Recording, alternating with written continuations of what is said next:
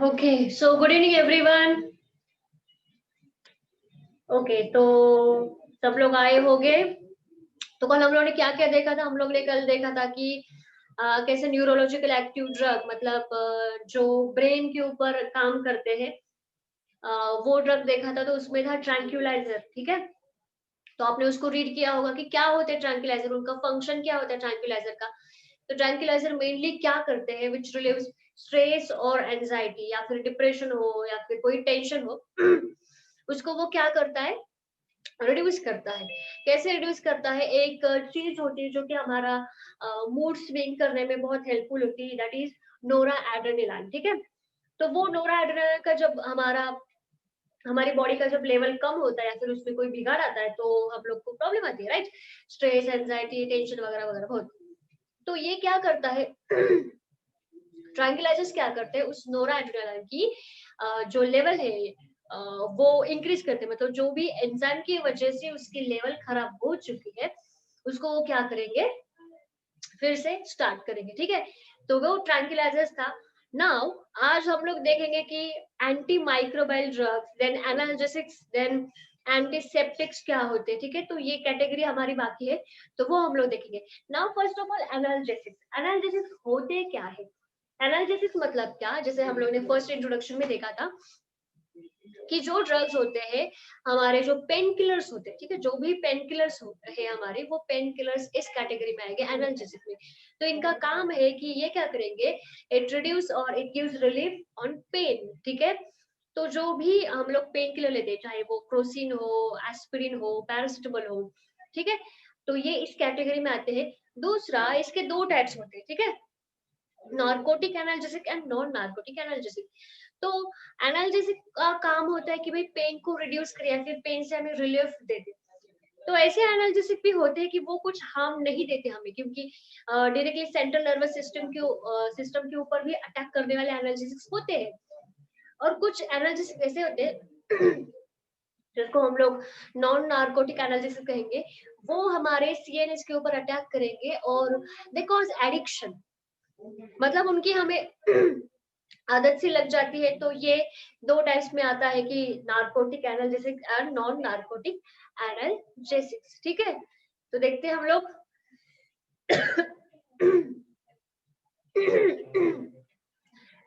तो यूजुअली आपको एक ही बात याद रखनी, या फिर एक ही बात को आपको समझ के लेना है कि भाई एनाल्जेसिक्स मतलब हमारे पेन किलर, ठीक है. थोडंही काय जर आपल्याला अंग दुखतंय, थोडं हे ते का आपण ज्या पेन किलर्स घेतो त्या ह्या कॅटेगरीमध्ये येतात, दॅट इज व्हॉट एनाल्जेसिक्स, ठीक है. तो ये एनाल्जेसिया वर्ड से उसको हम लोग ने नहीं, उन्होंने डिराइव किया है, ठीक है. तो अब ये क्या करता है, ऑफ कोर्स ये पेन किलर है, ठीक है, पेन किलर है, लेकिन ये कैसे वर्क करता है विदाउट लॉस ऑफ कॉन्शियसनेस. मतलब ऑफ कोर्स हमें ये हमारी पेन से रिलीफ देगा, लेकिन हमारा जो कॉन्शियस, हम लोग जो कॉन्शियस होते हैं, हमारी बॉडी जो कॉन्शियस होती है उसको लॉस नहीं करेगा. नहीं तो फिर हम लोग वैसे बावले हो जाएंगे अगर उसने हमारा जो कॉन्शियसनेस है उसको भी लॉस किया, बरोबर ना. मतलब क्या कि सॉरी, मतलब हम लोग ने इस ड्रग को लिया तो इसके ज्यादा कुछ डेंजरस इफेक्ट नहीं होता हमारी बॉडी के ऊपर या फिर ब्रेन के ऊपर. तो हम लोग मतलब क्या बोल सकते हैं हम लोग उसको, हम लोग होश में रहते हैं, ठीक है, मतलब अच्छा बिहेव करने की, ठीक है. Now these are what selective anti depressant या फिर सॉरी सीएनएस डिप्रेसेंट. मतलब क्या, जैसे पहले ही मैंने आपको बोला है कि ये कहाँ अटैक करते हैं, कहाँ एक्ट करते हैं, इसका कहाँ पे इम्पैक्ट होता है इसका, हमारी सेंट्रल नर्वस सिस्टम, जो कि हमारा यूएसबी है, हम लोग ऐसे भी बोल सकते हैं कि हमारी बॉडी का यूएसबी है. तो ये सीएनएस के ऊपर भी अटैक करेगा. तो ये हम लोग उसको सिलेक्टिव सीएनएस डिप्रेसेंट भी बोलते हैं, क्योंकि कभी कभी क्या होता है, हमें बहुत पेन होती है. सपोज करो कि आप किसी का हाथ फ्रैक्चर हो गया, फिर किसी का पैर फ्रैक्चर होता है, तो ऑफ कोर्स कोई हड्डी टूटती है तो भाई इसका पेन कितना होगा, करेक्ट. तो ये पेन से रिलीफ तो हमें चाहिए चाहिए, तो हम लोग जब भी डॉक्टर के पास जाते हैं ऑफ कोर्स वो प्लास्टर तो करते हैं हमारे हैंड को, लेकिन हमें कुछ मेडिसिन भी देते हैं, तो उसमें मेनली मेडिसिन होते हैं हमारे पेन किलर। तो वो क्या करते हैं, हमारे सीएनएस के ऊपर अटैक करते हैं। अटैक मतलब क्या, कि वहां पे वो एक्ट करेंगे, तो यहाँ पे हमें वो क्या बोल सकते हैं हम लोग, यहाँ पे हमें रिलीफ मिलेगा, तो हमें पेन का इतना कुछ लगेगा नहीं कि हाँ भाई मुझे पेन हो रहा है, पेन हो रहा है बार बार बार बार। तो ऐसा नहीं होता। इसीलिए क्या करते हैं, वो सीएनएस डिप्रेशन होते हैं। ठीक है। नाउ क्लासिफिकेशन कि नार्कोसिस का मीनिंग क्या होता है, कि नार्कोसिस मतलब क्या, कि ऑफ कोर्स नार्कोटिक मतलब डेंजरस। ठीक है, ये तो पता है कि जिसके हमें एडिक्शन लग सकती है, या फिर जिसके बॉडी के ऊपर बहुत डेंजरस क्या बोल सकते हैं, उसके इम्पैक्ट आ सकता है। तो नार्कोसिस मतलब क्या, स्टेट ऑफ डीप स्लीप। जो भी लोग यूजुअली जो ड्रग्स लेते हैं, वो क्या होते हैं, मतलब डीप स्लीप, उनको कुछ ध्यान नहीं रहता। मतलब वो अलग ही स्टेट में जाते हैं। आपने कभी मूवीज में देखा होगा, या फिर अभी हमें स्टडी में तो हमको ये देखना पड़ेगा कि नार्कोसिस मतलब क्या, स्टेट ऑफ डीप स्लीप। या फिर कोई लोग ऐसे होते हैं कि जो बहुत ज्यादा स्लीपिंग पिल्स लेते, नींद की गोलियां लेते, तो एक तरफ से ये बावले हो जाते। बावले का मीनिंग क्या है, कि जो हमारा ब्रेन होता है, वो उसका उसकी जो एक्टिविटी है वो थोड़ी रिड्यूस होती है, बहुत रिड्यूस होती है, कि हमें कुछ सूझबूझ नहीं रहती। ठीक है। तो डीप स्लीप जो कंडीशन होती है उसकी, उसके हम लोग जाते हैं अनकॉन्शियसनेस। हमें कुछ समझ में नहीं आता कि हम लोग एग्जैक्टली कर क्या रहे हैं। ठीक है। तो ये नार्कोसिस की कैटेगरी में आएगा। नाउ दो टाइप्स के हमारे इसका इसकी कैटेगरी है। एक नार्कोटिक एनाल्जेसिक एंड दूसरा होता है हमारा non narcotic analgesic. Non narcotic आपको नेम से ही पता चलेगा, एंड नार्कोटिक ये भी आपको नेम से ही पता चलेगा। सो ये जो नार्कोटिक ड्रग्स होते हैं, ये हमें इट प्रोड्यूसेस नार्कोसिस। तो उसमें स्लीपिंग पिल्स आएगी एक कैटेगरी। अगर हम लोग देखेंगे एक कैटेगरी, कैटेगरी वाइज हम लोग उसको क्लासिफाई करते हैं। तो एक कैटेगरी देखेंगे तो इसमें स्लीपिंग पिल्स आएंगे। दूसरी कैटेगरी देखेंगे बहुत हाई लेवल की, तो जो हेरोइन है, मतलब ऐसे जो ड्रग्स होते हैं ना, ठीक है, हेरोइन, कोडाइन, मॉर्फाइन, तो ये इस कैटेगरी में आते हैं। नार्कोटिक्स में क्या करते हैं, non narcotic, they do not produce narcosis. मतलब ऐसे ड्रग अगर अगर हम लोग लेते, फॉर एग्जांपल नॉन नार्कोटिक का हमारी क्रूसिन आएगी, या फिर एस्पिरिन, या फिर पैरासिटामोल आएगी। तो अगर ये मेडिसिन हम लोग ने ली, तो हमें कुछ ऐसा होता है कि कुछ सुध-बुध नहीं होती है, या फिर हम लोग को समझ में नहीं आता कि हम लोग कर क्या रहे हैं। ऐसा बिल्कुल नहीं होता, हमारा ब्रेन ठीक से फंक्शनिंग करता है। करेक्ट। मतलब क्या, दे डू नॉट प्रोड्यूस नार्कोसिस। वहां पे कोई डीप स्लीप वाली कंडीशन बिल्कुल भी नहीं होती। लेकिन नार्कोटिक में ऐसी कंडीशन आती है, क्योंकि नार्कोटिक वाले डायरेक्टली सीएनएस के ऊपर अटैक करते हैं, डायरेक्टली, और बहुत ज्यादा अटैक करते हैं। और वहां पे वो सीएनएस डिप्रेशन जैसा काम करते हैं, मतलब सेंट्रल नर्वस सिस्टम के ऊपर डिप्रेशन लाते हैं वो। ऑफ कोर्स यही हमारा जो ब्रेन है, सेंट्रल नर्वस सिस्टम है, यही तो हमारे सारे काम करता है। मतलब यही तो हमारा जो भी हमारी बॉडी है उसकी फंक्शनिंग में हेल्प करता है, सब कुछ इसका तो है, ये मॉनिटर है। तो ये क्या करेगा, इसके ऊपर ही डायरेक्टली अटैक करेगा, इसको ही डिप्रेशन देगा। नार्कोटिक का काम तो हो जाएगा हमारा। Now they are very potent drug, they are not potent, मतलब बहुत ज्यादा इमीडिएटली वो इम्पैक्ट देते हैं, immediately. Now their chronic use lead to addiction. Of course narcotic drug जो होते हैं उनका एडिक्शन लगता ही है। स्लीपिंग पिल्स का एग्जांपल ले लो। लोगों को आदत होती है स्लीपिंग पिल्स लेने की, नींद की गोलियां लेते रहते। ठीक है। अब ये अटैक करते हैं, एडिक्शन कॉज करते हैं, but they do not cause addiction. कौन? Non narcotic. ठीक है। तो बच्चों लोग ये आप इसका स्क्रीनशॉट भी ले सकते हो। नाउ नेक्स्ट, अब इसके एग्जाम्पल भी बाकी, ठीक है। और जैसे पहले पॉइंट में भी बोला था मैंने कि जो हमारे नार्कोटिक है वो क्या करते हैं, सीएनएस डिप्रेसेंट होते हैं। सीएनएस के ऊपर क्या करेंगे, डिप्रेशन कॉज करेंगे। बट नॉन नार्कोटिक जो है, दे do not cause CNS depression. Now अब दूसरी बात कि फिर इसके एग्जांपल्स क्या आएंगे, बहुत सारे जैसे कि आपको पता है, आपने सुना होगा कि हेरोइन है, कोडाइन है, मॉर्फिन है, ठीक है, opium. And its product opium के ये सारे डेरिवेटिव्स है, कौन, heroin, cocaine, codeine and cocaine. Non narcotic का हमारे क्रोसिन, एस्पिरिन, तो ये सारा किसमें आएगा, एनाल्जेसिक्स में। तो क्या होते हैं हमारे एनाल्जेसिक्स, ये होते हैं हमारे पेन किलर्स, मतलब जो भी पेन किलर्स होते हैं ये किस कैटेगरी में आएगा, हमारे एनाल्जेसिक में। ये रिलीफ देंगे किससे, पेन से, correct, without loss of consciousness, मतलब कोई भी हमारा कॉन्शियसनेस लॉस नहीं होगा, हम लोग अच्छे से फंक्शनिंग करेंगे, जो भी काम है हमारे, जो भी वर्क है हम लोग वो अच्छे से करेंगे। लेकिन दो कैटेगरी है, नार्कोटिक वाली एंड नॉन नार्कोटिक। नाम में नार्कोसिस मतलब डीप स्लीप कॉज करता है, नार्कोटिक ड्रग हमारी बॉडी के ऊपर सीएनएस के ऊपर डायरेक्टली अटैक करते हैं, सीएनएस डिप्रेसेंट होते हैं, दे कॉज एडिक्शन, ठीक है। and non-narcotic do not cause addiction and they are not CNS depressant, ठीक है। तो ये आपको बातें याद रखनी, देन एमसीक्यू उसके एग्जांपल्स, ठीक है, कि कौन कौन से एग्जांपल है नॉन नार्कोटिक वाले एंड नार्कोटिक वाले, ठीक है। नार्कोटिक में इजी याद रहते। Now what are the analgesics, ये स्ट्रेस रिलीफ करती है, बिल्कुल नहीं जी, कौन करता है फिर, ट्रैंक्विलाइजर्स, ठीक है। पेन किल करती है, ऑफ कोर्स करती है, या फिर पेन बढ़ाती है, पेन इंड्यूसर, नो, या फिर नन ऑफ दिस। तो हमारा जो भी सवाल है वो है, आंसर है पेन किलर्स, ठीक है।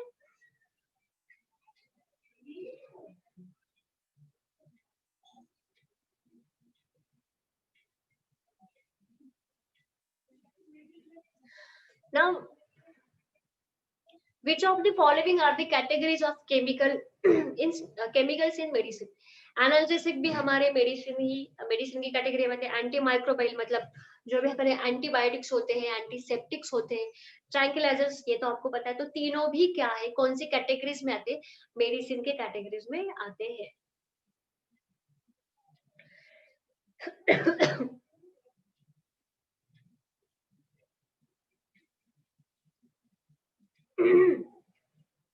नाउ एनाल्जेसिक्स क्या होते हैं हमारे, एनाल्जेसिक्स क्या होते हैं, ऑफ कोर्स सीएनएस डिप्रेसेंट होते हैं, करेक्ट।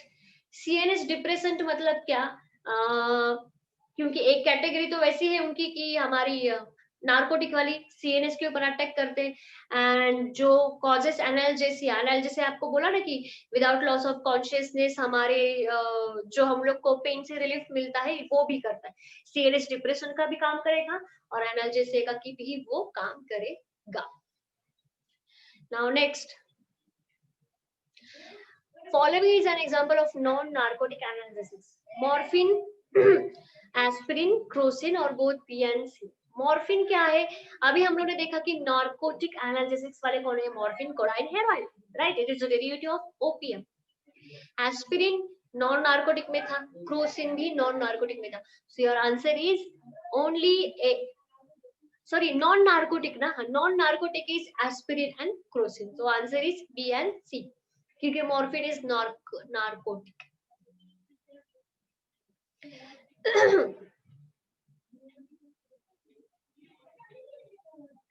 Now,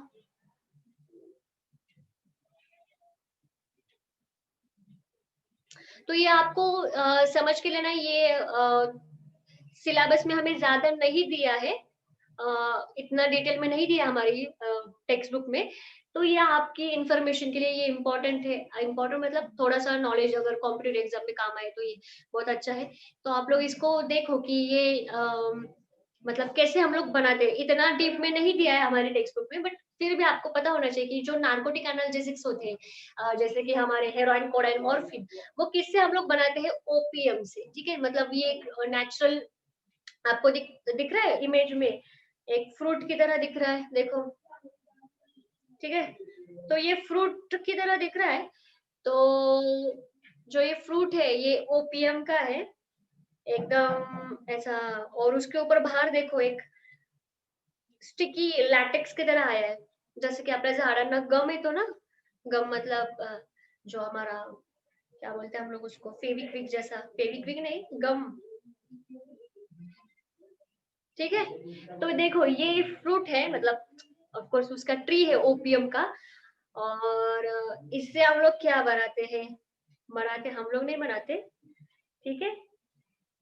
तो देखो जो अल्कलॉइड्स होते हैं, तो ये अल्कलॉइड्स इस ओपीएम से हमें मिलता है, मतलब जो ये लैटेक्स है ना, तो इससे हमें ये अल्कलॉइड्स मिलते हैं। तो अल्कलॉइड्स क्या है, क्योंकि इसी ट्री से ओपीएम से हम लोग हेरोइन, कोडाइन, मॉर्फिन बनाते हैं। देखिए ये ट्री को, ट्री नहीं, ये फ्रूट जैसा दिख रहा है। तो अल्कलॉइड्स क्या होते हैं, it is a secondary metabolites of plant, मतलब प्लांट से ही हमें मिलते हैं। इनका जब स्ट्रक्चर देखेंगे, ठीक है, तो हमारे इसमें डेरिवेटिव्स आएंगे नाइट्रोजन के। अब जो ओपीएम है, ठीक है, जो ये आपको दिख रहा है ना, मतलब ये प्लांट, ये फ्रूट है, सपोज करो फ्रूट है कोई, तो इसमें ये ओपीएम का है, तो इसमें 10% मॉर्फिन एंड 5% कोडाइन होगा। तो इससे हम लोग बनाते हैं ये। तो ये स्ट्रक्चर है मॉर्फिन का। ये स्ट्रक्चर पूछते नहीं है एग्जाम में, लेकिन इसका फॉर्मूला आपको याद रखना होगा, क्योंकि C17H19NO3, ठीक है। तो ये फॉर्मूला आपको याद रखना है। अब देखो आप इसके तीनों के स्ट्रक्चर देखेंगे हम लोग, ऑलमोस्ट बहुत सिमिलर है स्ट्रक्चर, लेकिन कुछ कुछ डिफरेंसेस है।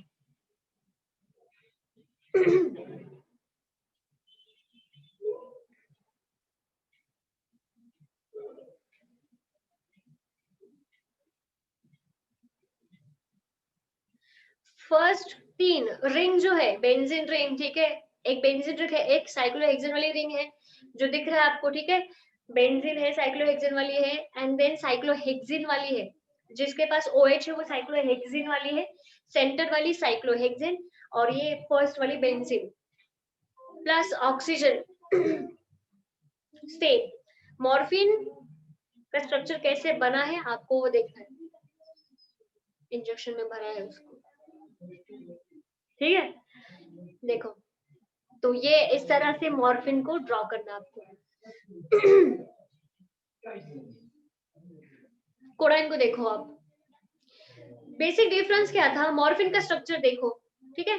मॉर्फिन का सेम स्ट्रक्चर है कि सारे रिंग है, एक बेंजीन वाली है, साइक्लोहेक्सेन वाली, एंड आपको जो बोला था कि जो अल्कोलाइड्स होते हैं उनमें एक नाइट्रोजन कंपाउंड्स होते हैं। तो यहाँ पे आप लोग ध्यान से देखेंगे तो जो हमारा ये नाइट्रोजन है, ठीक है, नाइट्रोजन है, उसको CH3 है, CH2 बाकी सब सेम है। बट यहाँ पे दो OH ग्रुप है, ठीक है, यहाँ पे एक OH है और इस साइड भी एक OH है, ये रहा मॉर्फिन का।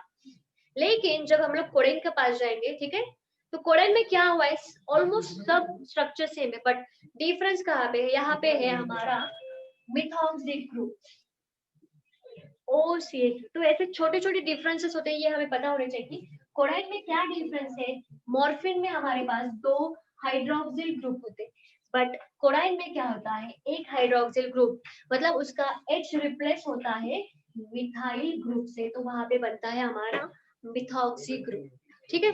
तो ये अगर MCQ में पूछा है, एक सेंटेंस बन सकता है कि भाई मॉर्फिन में दो हाइड्रोक्सिल ग्रुप होते हैं, लेकिन कोडाइन में एक हाइड्रोक्सिल प्लस एक मिथॉक्सी, मतलब हम लोग उसको अल्कोक्सी ग्रुप भी बोल सकते थे। तो अभी फॉर्मूला वहां पे C17 था, यहाँ पे C18 हो गया, क्यों, बिकॉज ऑफ मिथॉक्सी ग्रुप, ठीक है। अब ये स्ट्रक्चर कैसे बना,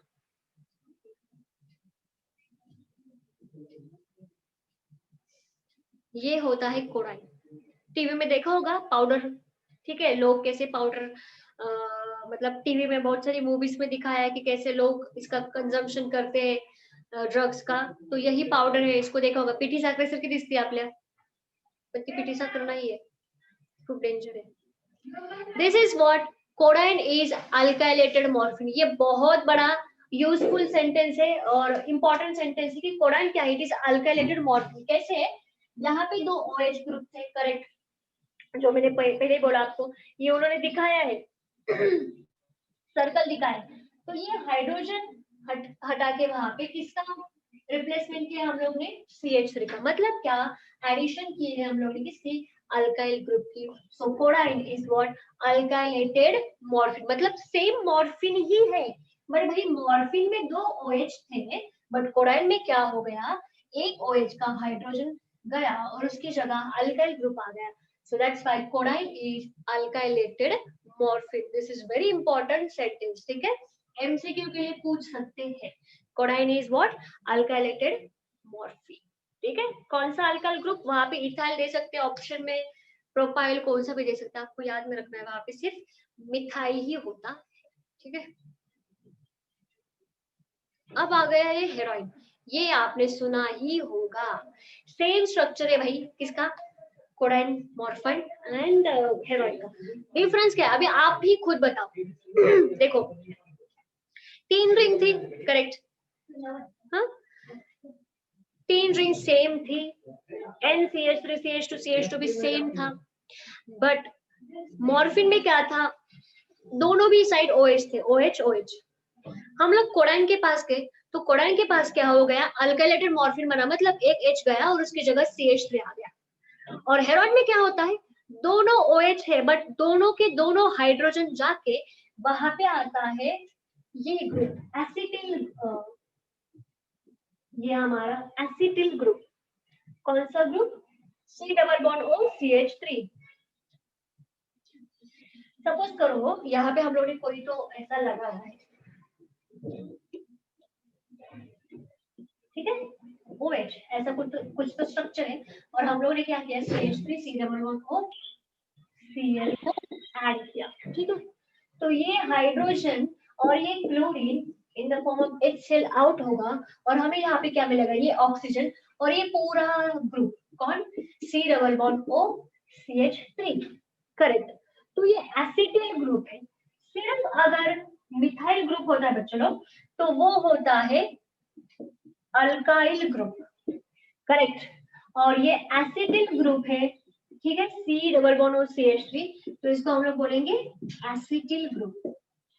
तो हमारा जो कोडाइन था वो क्या था? अल्काइलेटेड मॉर्फिन था, क्योंकि हम लोग ने एडिशन की थी किसकी? अल्काइल ग्रुप की. बट यहाँ पे हम लोग किसके एडिशन कर रहे हैं? असाइल ग्रुप की. करेक्ट, दोनों. तो ये क्या होगा? It is a derivative of morphine, sorry acylated derivatives. कौन सा डेरिवेटिव होगा ये? असाइलेटेड, क्योंकि हम लोग ने एडिशन की है यहाँ पे असाइल ग्रुप की. ठीक है, तो सिर्फ HH जाके वहां पे ये आ गया है असाइल ग्रुप.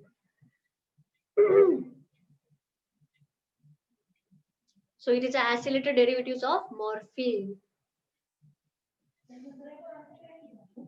ठीक है, ये हेरोइन है और पाउडर है. तो कुछ लोग इसको इंजेक्शन से लेते हैं, कुछ लोग ऐसे नाक से सूंघ लेते हैं. ठीक है, ठीक है. So it is acylated morphine. क्यों भाई? क्योंकि हम लोगों ने क्या किया? यहाँ पे एडिशन की है असाइल ग्रुप की. तो जो ये पॉइंट्स होते हैं, छोटी छोटी चीजें, ये कॉम्पिटिटिव एग्जाम में पूछे जाती है.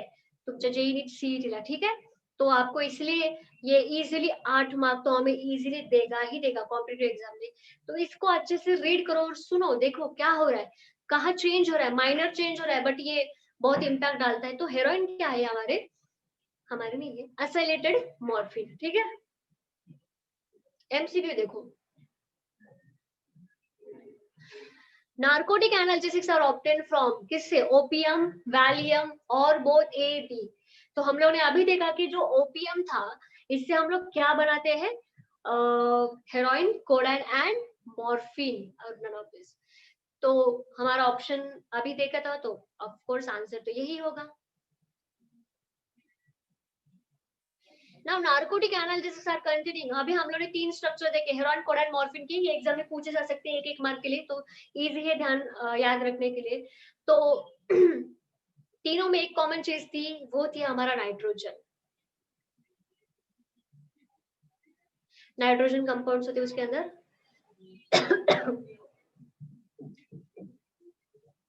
Following is an example of narcotic analgesics: morphine and heroin.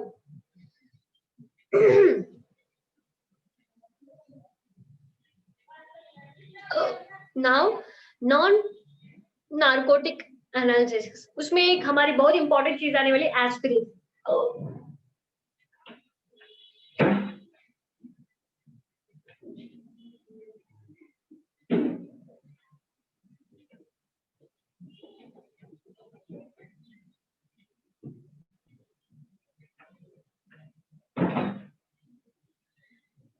अभी पहले कुछ लोग ऐसे बोलते थे कि अगर हम लोग डेली या फिर यस इसका यूज भी है एस्पिरिन, अगर हम लोग डेली एक एस्पिरिन लेते हैं तो जो हमारे हार्ट केस होते हैं, मतलब हार्ट अटैक के जो केस होते हैं वो हम लोग डिले कर सकते हैं, या फिर ऐसे बोलते हैं कि मैंने भी सुना है, पढ़ा भी है कि हार्ट अटैक नहीं आता लोगों को अगर हम लोग डेली एक एक एस्पिरिन लेते हैं।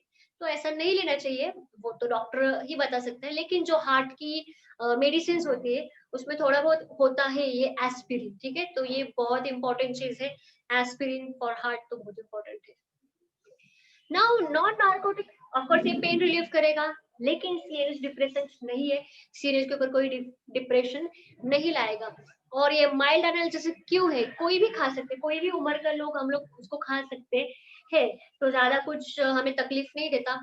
एंटीपायरेटिक, जैसे मैंने आपको पहले बोला था कि एंटीपायरेटिक क्या होते हैं, which slow down the body temperature. Antipyretic फीवरमध्ये यूज करते, ज्यांना पण ताप येतो त्यांनी अशी मेडिसिन खाल्ली की लगेच आपला ताप कमी होतो. Why? Because they are what, antipyretic drug, ठीक है। तो एस्पिरिन काम करता है, मतलब पैरासिटामोल की गोली खाते हैं हम लोग, अगर हमें ज्यादा कुछ फीवर नहीं है तो पैरासिटामोल खाया तो हम लोग को रिलीफ मिल जाता है, क्योंकि वो भी काम करता है एंटीपायरेटिक की तरह। माइल्ड एनालिसिस है, रिड्यूस फीवर, एंटी इंफ्लेमेटरी, ठीक है। जो भी हम लोग को इन्फ्लेमेशन होता है, जैसे बोला था कल की एलर्जीज होती है तो इचिंग होता है, रेड स्पॉट्स आते हैं बॉडी के ऊपर, स्किन हमारी रेड होती है, तो ये इसमें भी काम करता है, उसको रिड्यूस करता है। इन्फ्लेमेशन म्हणजे खूप दाह होणे, अंगाचा दाह, खाज सुटणे, लाल लाल होणं, ठीक है बॉडी। ये बच्चा बच्चा जानता है इसके सारे गुण कि हेडेक, कोल्ड, टिश्यू स्वेलिंग में हम लोग मतलब घर में यूजुअली सब लोग को पता होती है ये मेडिसिन, एस्पिरिन की और पैरासिटामोल की और क्रूसिन, और एड भी लगती है कि हेडेक हो गया या फिर हमें कुछ थोड़ी बहुत सर्दी है, कोई बॉडी का पार्ट स्वेल हुआ है, टिश्यू स्वेलिंग हुआ है, तो ये यहाँ पे हम लोग उसको यूज कर सकते हैं, ठीक है।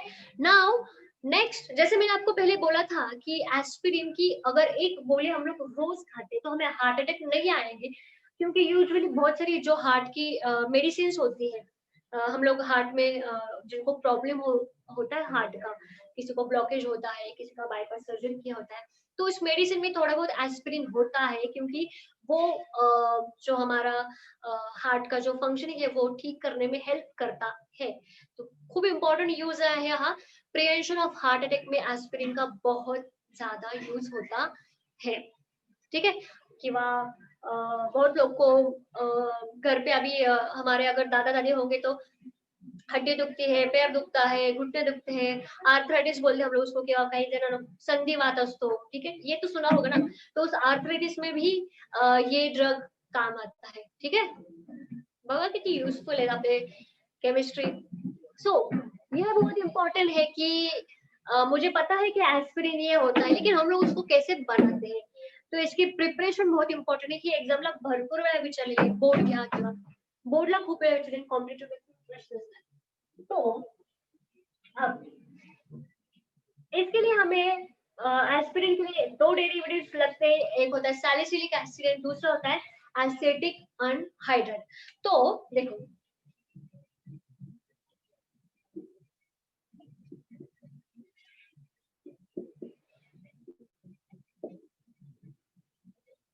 सैलिसिलिक एसिड, ठीक है, ये हमारा सैलिसिलिक एसिड है, मतलब बेंजीन को COH एंड OH, इसकी प्रिपरेशन भी हम लोग को देखना है, लेकिन वो 12th में है कि कैसे हम लोग सैलिसिलिक एसिड प्रिपेयर करते हैं। इसका और एक यूज है, आपने शायद एड पे सुना होगा, एड में, या फिर नहीं सुना तो ये जो सैलिसिलिक एसिड है, ये कंपाउंड, जो ये कंपाउंड है, ये हम लोग जो भी कॉस्मेटिक्स होते हैं उसमें यूज करते हैं। मतलब अगर किसी को बहुत एक्ने की प्रॉब्लम है, बहुत पिंपल्स होते हैं, बहुत स्पॉट होते हैं स्किन पे, ठीक है, रेड स्पॉट या फिर ब्लैक स्पॉट होते हैं, ठीक है, बहुत लोगों को, तो जो डॉक्टर रिकमेंड करते हैं, ठीक है, अगर कोई डॉक्टर के पास जाता है, डर्मेटोलॉजिस्ट के पास या फिर स्किन स्पेशलिस्ट के पास, तो वो डॉक्टर हमें प्रिस्क्राइब करते हैं क्रीम, तो उन ऑलमोस्ट बहुत सारी क्रीम में ये चीज होती है सैलिसिलिक एसिड, या फिर ऐसी क्रीम लगानी चाहिए जिसमें सैलिसिलिक एसिड होता है, तो जो सारे एक्ने प्रॉब्लम होते हैं, पिंपल्स होते हैं, रेड स्पॉट होते हैं, ब्लैक स्पॉट होते हैं, तो ये ऑफ कोर्स इसको लाइटन करता है, रिड्यूस करता है। तो ये कॉस्मेटिक में बहुत ज्यादा यूज करते हैं और हाईली रिकमेंडेड होता है बाय डॉक्टर्स, ठीक है। तो ये सैलिसिलिक एसिड है, प्लस हमें बनाना है एस्पिरिन, ठीक है।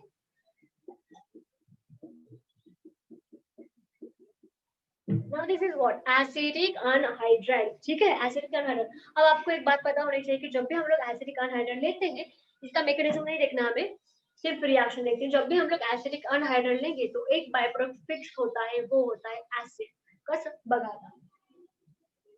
तो ये एसिडिक अनहाइड्राइड होता है, ठीक है। यहाँ पे क्या होगा, ये इस हाइड्रोजन को लेकर यहाँ से हाइड्रोजन आउट होगा और ये पूरा कंपाउंड ब्रेक होगा। कहाँ से ब्रेकिंग होगा भाई, हमें सिर्फ किसकी जरूरत है यहाँ पे, एसिटिल ग्रुप, ठीक है। कौन सा ग्रुप, एसिटिल। और ध्यान दीजिए ये होता है हमारा एसिटिल ग्रुप। जैसे कि हमारा जो कौन था वो, हम लोग ने देखा था मॉर्फिन, कोडेन एंड हेरोइन, तो उसमें वो क्या था कि यहाँ पे एसिटिल, दोनों भी एसिटिल ग्रुप थे, ठीक है। हेरोइन में दोनों भी एसिटिल ग्रुप, तो एक हाइड्रोजन जाके उसकी जगह क्या आएगा, यहाँ पे एसिटिल ग्रुप आता है, करेक्ट। तो यहाँ से सिर्फ हाइड्रोजन को हटाना है हमें, मतलब हटाना है मतलब वो मैकेनिज्म के थ्रू चला जाएगा, वो हमारे हाथ में होता, चलो उठा वही जाओ, ऐसा नहीं होता। नाउ COH, ये बॉन्डिंग ऐसा होता है COH, ठीक है। और ऑक्सीजन, ये ऑक्सीजन, ठीक है। और यहाँ पे आएगा ये C double bond O CH3।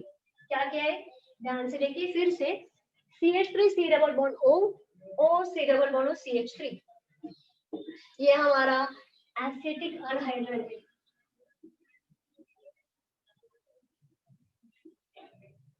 और ये है हमारा सैलिसिलिक एसिड, ठीक है। तो यहाँ से मुझे सिर्फ किसकी जरूरत थी, एसिटिल ग्रुप की, मतलब CH3 C double bond O की जरूरत थी। और ये आ गया किसकी जगह, हाइड्रोजन की जगह। और हाइड्रोजन फिर इसके पास जाएगा तो बाय प्रोडक्ट बनेगा ऑक्सीजन, और इसकी तरफ आ चुका है हमारा hydrogen. So this is acetic acid, और ये बन गया हमारा एस्पिरिन, ऐसी बनती है हमारी एस्पिरिन, ठीक है। तो हाइड्रो 2 कार्बोक्सी एसिड जो है हमारा कार्बोक्सिलिक डेरिवेटिव, तो ये ऐसे बनता है हमारा एसिड एस्पिरिन, ठीक है। म्हणजे ही आपली गोळी असते जी आपण खातो ती ही अशी बनवतात, ठीक है।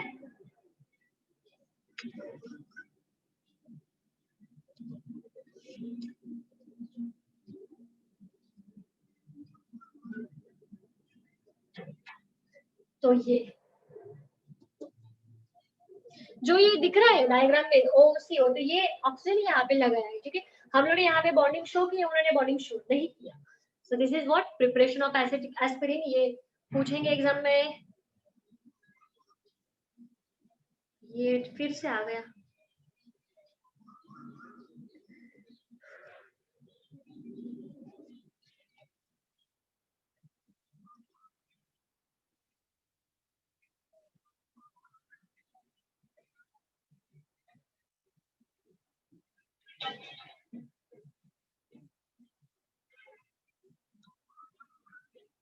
जो एस्पिरिन था, ठीक है। एस्पिरिन का ये एस्पिरिन का जो क्या बोलते हैं हम लोग उसको, कॉमन नेम तो पता है आपको, एस्पिरिन मतलब एसिटिल सैलिसिलिक एसिड। क्यों एसिटिलाइक, ये तो सैलिसिलिक एसिड था लेकिन वो डेरिवेटिव बन चुका है, ठीक है। तो ये बनेगा अभी एसिटिल सैलिसिलिक एसिड, और आईयूपैक नेम में ये फर्स्ट प्रायोरिटी पे आएगा, तो इसका नेम आएगा 2 एसिटॉक्सी। इसको हम लोग क्या बोलेंगे, एसिटॉक्सी 1 2 2 एसिटॉक्सी बेंजोइक एसिड। इसको ऐड करो, ये बनेगा हमारा बेंजोइक एसिड, करेक्ट। और ये सेकंड पे कौन है, एसिटॉक्सी, तो 2 एसिटॉक्सी बेंजोइक एसिड। इसके ऊपर भी पूछ सकते हैं एग्जाम में। Now third one is paracetamol, ठीक है। अब ये ऑलमोस्ट 99% लोगों को ये मेडिसिन पता ही होगी, पैरासिटामोल घर पे होते हैं। और हाँ, दूसरी बात, जब भी हम लोग कोई हमारे फैमिली फिजिशियन के पास जाते हैं, मतलब फैमिली डॉक्टर, कुछ थोड़ा बहुत हमें तकलीफ होती है, सर्दी खांसी रोको पड़ सकता, थोड्या गोष्टींसाठी जेव्हा आपण आपल्या फॅमिली फिजिशियनकडे जातो, तो वो क्या करते हैं हमें एक अगर हमें कोल्ड है या फिर फीवर है, हमें वो प्रिस्क्राइब मेडिसिन भी देंगे, मतलब जो हमें मेडिसिन से लेने हैं वो भी देंगे और खुद के पास का डोज भी देते हैं। तो उसमें बहुत सारी ऐसे 4-5 गोलियाँ होती है, छोटी-मोटी, राउंडेड, ओवल शेप या फिर बड़ी वाली, तो उसमें एक पैरासिटामॉल भी होता है, ठीक है? चेक करो या फिर उनको पूछो। तो ये है हमारा पैरासिटामॉल। अब ये क्या है? ये कैसे बना? देखिए, आपको क्या दिख रहा है यहाँ पे?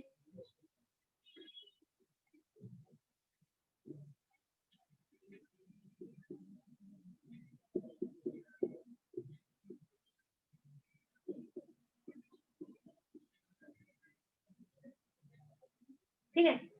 जो ये ग्रुप दिख रहा है आपको बच्चा लोग, ठीक है? ये तो सपोज करो हमारा फिनॉल है, ठीक है? सपोज करो इसको आप लोग हाइड करो, खाली इसको हाइड करो कि ऐसा मत समझो कि यहाँ पे कोई ग्रुप ही नहीं है। तो imagine this is your phenol और ये जो है this is what NH and C double bond O, ये है हमारा अमाइड, ठीक है? तो हमें ये ध्यान में रखना होगा बच्चा लोग कि पैरासिटामोल में कौन सा ग्रुप आता है। जैसे एस्पिरिन में एसिटिल था, वैसे हमारे पैरासिटामोल में अमाइड ग्रुप आता है।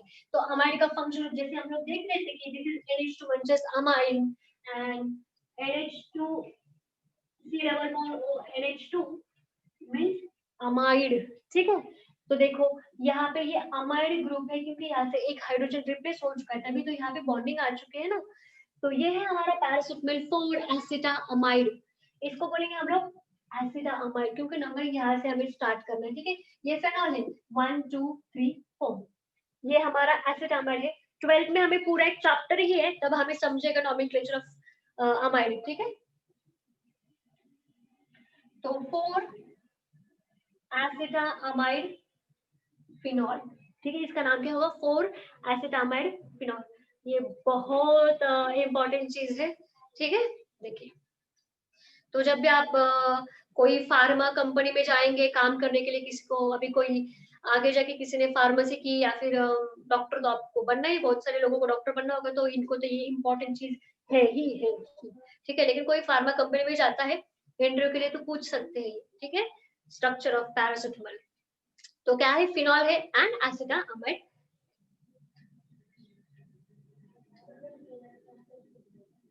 ठीक है? तो